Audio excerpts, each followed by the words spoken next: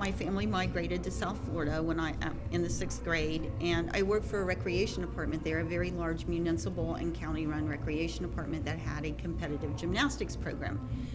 Well, what happened was gymnastics took off so competitively that the recreation department felt that doing a competitive program wasn't in the interest of really municipal recreation. So I was the gymnastics coach at that time, and I said, well, let's have a circus program for exhibition and performance rather than for competition, because I felt that that was a lot better for the children, for how they felt and their self-esteem. I felt it was very character building to do exhibition and performance rather than competition.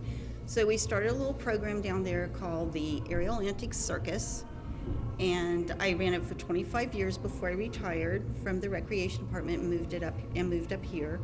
And by the time we left, we had 600 students in the program countywide. And I actually left the program with 2 of my former students. One started with me when she was still in a stroller, with her little hair and little pigtails up there, and diapers. And the other one started with me when she was 6, and when I left, they both took it over and are still running it now today.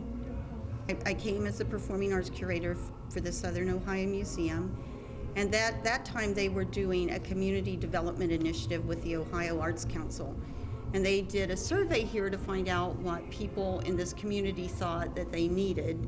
Well, the top 3 things, one was more job opportunities. Well, the museum knew they couldn't do anything about that, and one was better retail.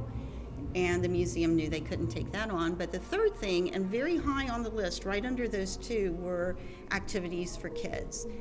And the current director, Sarah Johnson, and the co-director at that time, she's retired now, Kay Bullock, they asked me, they knew I had done this circus program, and they asked me if I was interested in starting it. And I said, well, yeah, okay, we'll do that. And we started with 55 students the first year, and we've grown to be over 200 now. And we're in our 9th season. So the Southern Ohio Medical Center funds us. The Scioto Foundation has funded us since the first year we started in operation, and we have been very blessed that they continue to fund us. We have AEP funds us, USEC funds us, and the Glockner Family Foundation funds us. And we did have the Clark Foundation for a number of years that really helped us grow. So we've been very blessed. It's really the circus the community has built, I feel, because we have had so much really good reception and good feelings, and the community has worked with us to start our program and to encourage kids to come. We get referrals all the time from all different organizations, schools and principals will refer kids to our program. We actually have a sliding scale fee for students that are free or reduced lunches, but it is the goal of the organizations that sponsor us, and mine and Tricia's heartfelt goal. We wouldn't do the program if we had to limit it to only the people that could afford to pay. So even we have parents who cannot afford to pay anything, but they'll come and help us.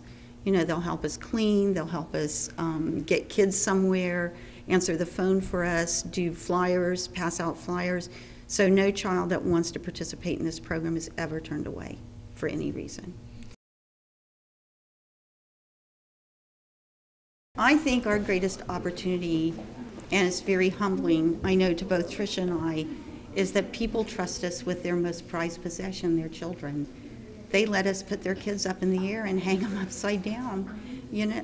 I mean, how could you be any more fortunate and any more blessed than for people to trust you that much?